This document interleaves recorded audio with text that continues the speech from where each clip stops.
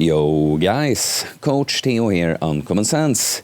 Yesterday was the first day we had without any rain whatsoever, and today seems to be the first day where the sky is blue for the entirety of the day. So naturally, we're outside for today's video. So today, I'm gonna talk about an upper body workout that I did today, but I'm really just using the workout. Like, I'm gonna talk about the choices I did specifically for this, but I'm gonna present kind of how I structure an upper body workout in general for strength and hypertrophy goals. And, you know, since I'm going to be getting into more bodybuilding training content, I'm going to have more specific videos, but this is just a good way of, you know, a starting point, trying it out, whatever comes out, while presenting this comes out, maybe someone will comment and I get like, oh, this is something to specialize, do another video on. So yes, today we're talking about an upper body workout for strength and hypertrophy. And I say that, if you don't know, my style of training has always been a sort of power building style, meaning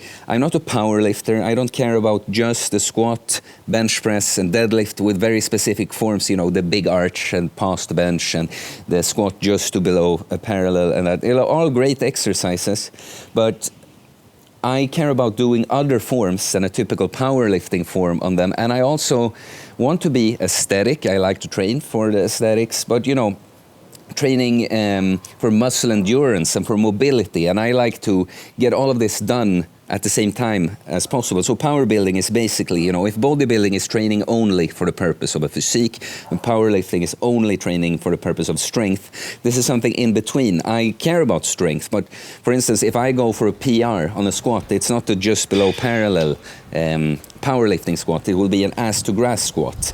And many times I don't even care about 1 rep max PRs like that. I care about just getting stronger. So improving in big compounds, but maybe on certain variations of them, and also maybe not just the 1 rep max, maybe improving 5 rep maxes and 10 rep maxes, or the amount of reps I can do with a certain weight, right?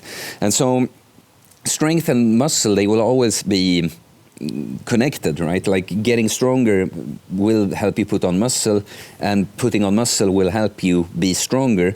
But the more advanced you get, there are differences, you know, and the more advanced you get, you can choose to focus on one at a time.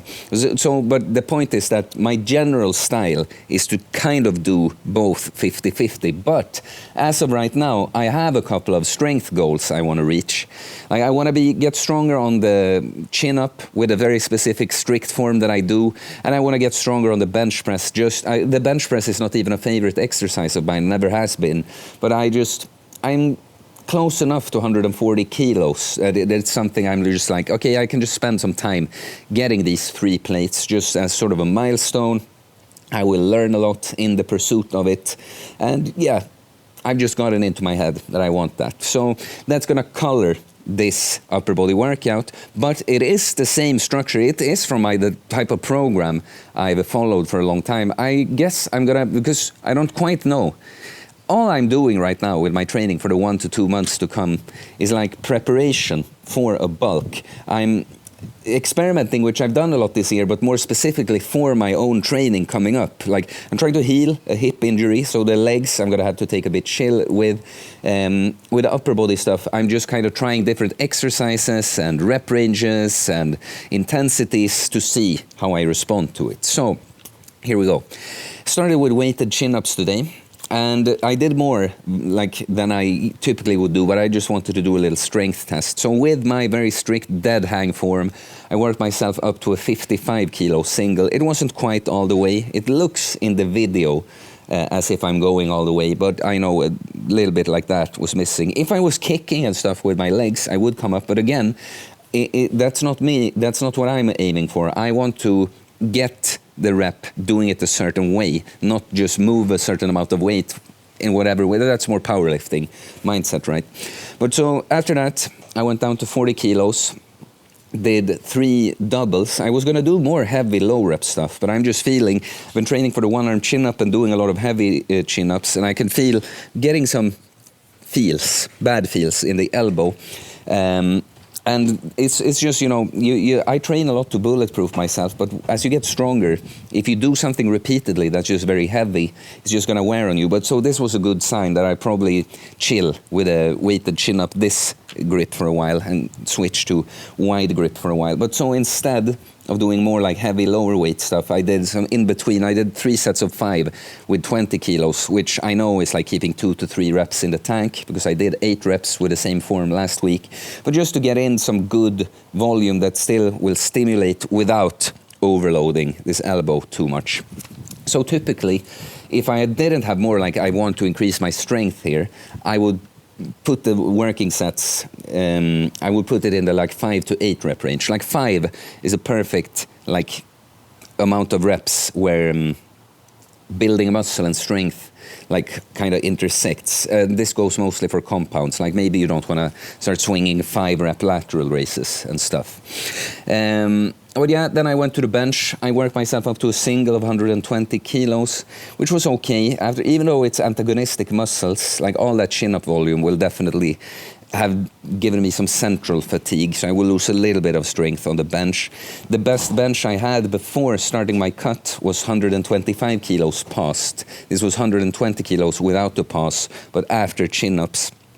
So I'm guessing I'm about the same strength. But now I experimented. I did 5 sets of 3 with 100 kilos, and I did 4 reps with 105 kilos. Last week I did 5s with 100. So I'm just kind of, you know, with my power building style, I've trained close to failure a lot. And I guess this applies to the chin up here too, what I'm talking about now. Like after a certain point, it's counterintuitive, but when you get stronger is when you kind of have to chill with your training. There's something called stimulus to fatigue ratio, is big brain language used among fitness people. It basically means like how much stimulus do you get from an exercise contra the fatigue it generates. When you're more of a rookie, it's more correlated. Like if you're fatigued, you're probably stimulated well enough. But when you get stronger, you can kind of smash a set with heavy weight so hard that it takes away from your ability to perform on the sets to come, but you haven't yet generated enough stimulus for a, you know, training adaptive response, right? So you actually have to hold back in a sense with the strength stuff. Like, of course, hypertrophy, when we're training for hypertrophy, you're still gonna have to smash it. But so I try this now, because I've never really approached a bench press like this, like saving at least like 2 reps in the tank. And I think I'm gonna just keep the same weight and work the reps up, see what happens, focus on strict form. But I ended with 1 set, 90 kilos, 8 reps. Just you know, I didn't feel as worn out from the benching as from I went harder on the chin up. To be honest, I probably should have chilled there more. But that's what I'm doing now, figuring stuff out. So when I create upper body workouts like this, you're gonna see the kind of pattern. People that have been coached with me are probably gonna recognize the pattern in a workout a bit if you had an upper body workout. But we have 1 push and 1 pull. That's our like main exercises, which for in this case was the weighted chin up and the bench press. Then we want to have a secondary pull and push option that, you know, it depends. If I was training purely for strength, maybe I would have done choices that I think are more direct accessories to these first 2, but I am still having my muscle goal in mind. And anything, to be honest, that works the same muscles, it's going to be an accessory exercise. It's just, you know, how optimal. But so my second pulling exercise is a wide grip seal row. Amazing. This is to hit more, like the chin up with the angle. It's going to be more isolated to the lats and biceps, even if it's going to hit the upper back to some extent too.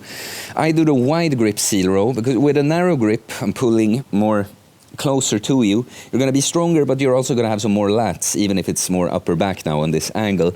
But to really hit upper back more, you take a wide grip and pull with your elbows flared like that. And so what I like on these first 2, the chin up, I'm going to have to chill. I'm going to have to put more reps in the tank. But so for the first 2, I'm going to have more of an approach like that, strength approach. But for the others now, I can just smash it.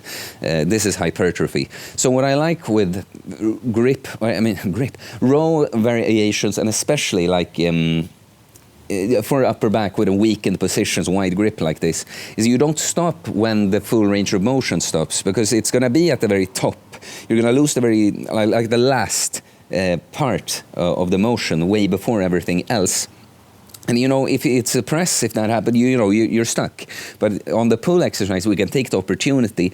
And so I like to, on a press exercise, I like to have more of a, when I'm going to failure like that, I like to have more of a rep range, like 8 to 12. And I pick a weight where when I go to failure, I end up in all sets end up within that range. While on an exercise like this, I prefer to pick an exact number of reps where I know I will, like on the first set, might get all or lose 1 or 2 to a shorter range of motion. And then I go for 10 reps for the sets to come, and I don't care if I lose the full range of motion sooner. And then you're just going to be honest with yourself when you progressively overload an exercise like this. Because you could start putting on weight and just start doing partial reps sooner, and then you haven't really done any difference. So probably you can stick with the same weight for a while until you feel like almost all the reps are strict now, let's move up in weight and approach it like I did before. But on an exercise like this too, I will add in an intensity technique, which is more of an hypertrophy technique, that on the last set I do a double drop set. So I've rigged the weights. So in this case, I pulled off 7.5 kilos on each side after the last set, push out 4 more reps or pull out, remove 5 kilos from each side, pull out another 4 reps. And now the upper back is fried. So since we had a flat bench, I prefer the incline bench, to be honest. I would program that for most. It's just that for me specifically now, the flat bench and the number is the main focus. So now as a secondary exercise, take an incline dumbbell press. So 30-degree incline to hit more of that upper chest and more shoulder. And the shoulder is always involved in pressing motions, but then the higher up the angle becomes the more and more. And so here, I just happened to take a weight where I didn't go to failure, but I could feel on each set that 8 reps is 0 reps in reserve. Sometimes, like, I couldn't have gotten a 9th rep with those dumbbells, but if someone came and switched them to like 2 kilo lighter dumbbells, maybe I will. So I could get 8 reps on each set, while if I had another weight and say that I get 12 on the first, I'd probably lose a rep, like I get 11. And 10, but you see here, it's just that I get 8 reps every set. It's just that the 8th one gets tougher and tougher. But here I also use an intensity technique. Instead of lowering the weight, I just drop 1 dumbbell after the last set, take the one like that and push out as many reps as I can, which is usually 4 reps at this low. It's incredibly good, actually. Like I love going deep on dumbbells presses, get a good stretch that you can't really get with a barbell because the bar is going to hit your chest. But it's kind of cool. You go from those reps with a big stretch to one where you are already more in sort of a shortened position, and just really burns out the chest. So this could be a good upper body workout, like 2 push, 2 pull like this, where you have to, like, for what purpose are you choosing your secondary? Here for me, it's just like, I just want to hit the upper back more with my pulling exercise. I want to hit the upper chest, shoulders a little bit more with my incline dumbbell press there. So this could be it. We have hit most muscles in the upper body, but I like to add in an upright row. And again, I know I've done the similar workouts for other clients, because if anything, the upright row, it's going to hit the entire shoulder here, but it's going to mainly hit the mid delt. And we got some good front delt action with our pushing, some nice rear delt action with our pulling. But if we want to get in something more for the middle here, an upright row is great. And we're going to get some upper back from that as well. Some people, of course, think this is a dangerous exercise because of the internal rotation. But look, there are no dangerous exercises, just stupid people, all right? There are weak positions that you have to use less load in, but it's really no different than, you use less weight on a curl than you do on a squat. It's like, there's an extreme comparison, but you see, it's like no position that your body can get itself into by itself without anything forcing it there is an okay position. You just got to be smart with load. It's like, behind the neck presses. People say those are dangerous, but it's just like, no, go a little lighter on the weight and it's not dangerous. Be smart when you approach it like this. So the upright row, You can change it if it's too much for you to dumbbell, so you can externally rotate a bit more. You can have a wider grip on the bar, so it's less internal rotation, right? I actually tried going way more narrow, especially on my last set here. I've got to say I love it. It feels good for my shoulders. You could see that my shoulders are a little bit uneven. Not going to go into that now, but not in a way that makes this exercise not really work. But so here, on the upright row, I like to have a similar approach as to the wide grip seal row or any row, really. I just pick an amount of reps where I know that I can pretty much get 10 strict at the first set, and then I'm just going to finish with 10 with partial reps. And on the last set here, instead of dropping weight, I just rep out like kind of cheaty partial reps like that. And same thing here. You can stick to the same weight and improving your quality of the reps until you feel like almost all are strict. Now I can add some weight here.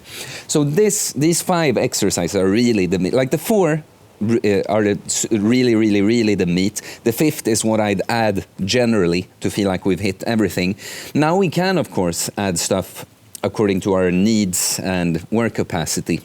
So in my case here, I'm adding a pelican curl and a pullover. And to be honest, it's very simple. The pelican curl, I'm gonna experiment with it. It's an amazing exercise.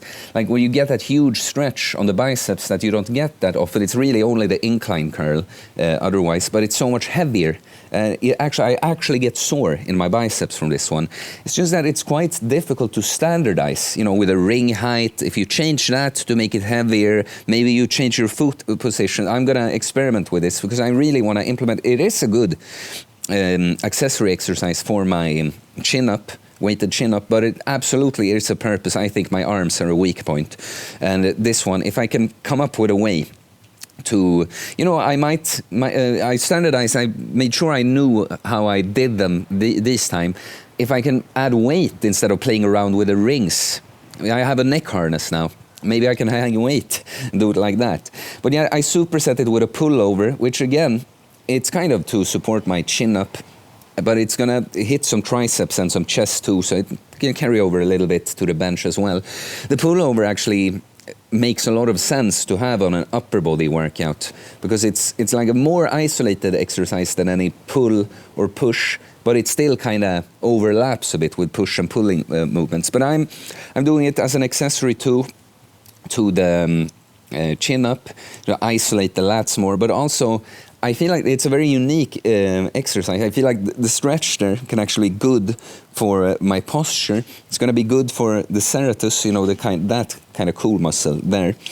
And I'm going to get, because I'm doing the pelican curl for the biceps, I'm doing the pressing movements that's going to get some triceps in there. But here's a cool thing. You want to try to eliminate the triceps as much as possible from the pullover, because otherwise you might just do some kind of extension like that. But the long head of the triceps is going to be involved no matter what, because it aids in shoulder extension like that. So I get some long head triceps volume in here too, which is good. Long story short, the way I program, on my other days when I train push muscles, I don't want to hit the long head too much because I don't want to be sore in the long head when I train one arm chin up, because the long head, again, it's actually going to contribute there a little bit. So my triceps exercise on the actual push day are more oriented on the other 2 heads. And so now I get an opportunity with my accessory exercise for the chin up and the other posture stuff and that, like I talked about, but also get some triceps volume. And so here, the pelican curl I did for 3 sets of 7. I did extra negatives there at the end. The pullover, 3 sets of 8. I'm going to do it with a C-bar, by the way. It's just that right when I was heading for it, the PT came and took the only one in that gym for him and his client. The dumbbell is okay, but like speaking of, you want to, with a pullover, you want to really lead with your elbows. Gonna maybe have to push a little bit, especially with a dumbbell, because you're gonna hit it in your head otherwise. You're gonna have to do less of that when you have a bar and it's not a big dumbbell like that. But that can be a pointer either way. You want to pull with the elbow, and if you have to push a little bit at the end, but if you think about pushing with your hands too much, you're just going to do it into kind of a cheaty triceps exercise when the lats sort of help out. What we want now is the lats to be doing the majority of the work, and the tricep just helps out when it has to. So I walked you through this now. We have 2 one push and one pull. That's the main bulk. Like these are the main exercises of the workout. We choose one secondary pull and push according to our needs and goals. If we want to choose something that supports the first two exercises, or just something that addresses more like muscles that were involved with the first two, but maybe not quite as much. In this case, the upper back and upper chest, right? And of course, again, this is going to overlap. It's not like that's not going to help you get stronger. It's just, you know, what do you prioritize? Muscle growth or the strength? There are sometimes it's not the wrong choice. It's like, what's the best choice for your purpose, right? But then very often throw in an upright row to hit a little bit more of the mid delt. I got kind of left out there. And then you can choose, you know, I could have done more isolated exercises today if I wanted to. I would in there were quite long because I was filming more and taking more time on especially the first two exercises. But, you know, especially after these initial 5, it could be very, very tailored to you, what you choose. But I would say for the first 2, 3 to 5 sets, if you go more hypertrophy style, you could have 3 sets and just push them closer to failure. Same weight, or you change the weight between them. When you go more for strength, maybe leave some more reps in the tank, maybe have some lower rep ranges. On the second pull and push exercise, you can keep the reps a little higher, push closer to failure, because the main work, the strength work, like no matter if you're going for strength mainly or hypertrophy, the strength, the heaviest work is done. Now it's more about burning out and addressing weaknesses, right? So 3 sets on those, and I'd love for you to make the last set some kind of intensity technique. Same for the upright row, you know. What you could do instead of repping out partials is also go switching to dumbbells and finish on lateral raises like that. And then last couple of exercises, 3 sets are good. Depending on what exercise you can add, like I did on the pelican curl, you know, I added some extra negatives, some intensity technique on the last one there. And yeah, guys, that's it, basically. That's my upper body workout today. How I kind of structure upper body workouts for the most part in general. And yeah, some thoughts about it. It's funny, I guess the pullover was the exercise I started talking about the most. Because I think the other ones are kind of, you know, people know about these. But there's a lot to be said about it too, you know, like the way I do chin-ups, I don't see anyone do chin-ups like this. And it's for a very, you know, I think it's cool. Since I don't care about like, okay, this would qualify in some pull-up that I, you know, janked myself up and did like this. And that's fine. I don't take anything away from someone that does that. But that's not, I care about what can I do from a dead hang, strict form without being all over the place with my legs up to here, you know. Yeah, what was I saying about that? Yeah, I don't see many people do the form I do there. But, you know, first of all, that's a kind of strength hypertrophy thinking too. Sometimes it can actually be a good thing to have a little more like rough form, because even if you isolate the muscle you're going for less, the overall stimulus gets better. But sometimes, you know, when you're just going for strength, you're going to take in so much other things that you take, because the chin-up mainly lats, biceps, and cool strength. But, you know, what you get doing it the way I do is you get nice shoulder mobility, nice stretch at the bottom there. You're going to move your lats through very nice range of motion, the biceps as well. So you get good general strength, mobility in the shoulder, and lat and biceps development, for instance. Yeah, it's fun. It's fun. It's kind of funny because I have so many thoughts on my training philosophy and that I've never shared on the channel, or barely shared at all, because I'm just thinking about it. I don't really have that many close friends that I like train often with and discuss training directly with often, you know. So many of these things, I feel sometimes like I don't know where to start, and that's why I like, as a kind of tryout for this to just like comment on a workout, see what comes out. But you guys can really help out here. I know something, like I'm gonna do some long format video when I talk about like my training philosophy in general. I'm gonna put out some video about the program that's kind of the template I've followed for a long time. That's to some extent gonna be what I follow in my bulk too, but it's probably gonna be more modified to me specifically. But I have so many. Like I could talk about, I'm starting to train my neck. I can do a video about that. I can do a video about pull-ups only. I can do about the bench press only. I can do about a muscle group only. There's so many things, you know. So yeah, guys, be a little patient with me at the start here when I just try these out the way I do. Please let me know what you thought was interesting or what you think, you know, what you would like to hear more about. Help me get on track with all this kind of training content. So please, guys, leave a comment. Tell me what you think. And all likes and comments help support the channel, so do it anyway. I really appreciate it. I am taking on coaching clients right now. My regular services are kind of paused until the end of the summer, so I have sort of a special offer right now. You can reach me on Instagram DMs or email to know more about that. It's all in the link in the description. And please subscribe for more content about fitness, fasting, losing weight, building muscles, self-improvement, stoicism, mental health, philosophy, mindset, spirituality, but mindset. It is a mindset, guys. Power building. Peace.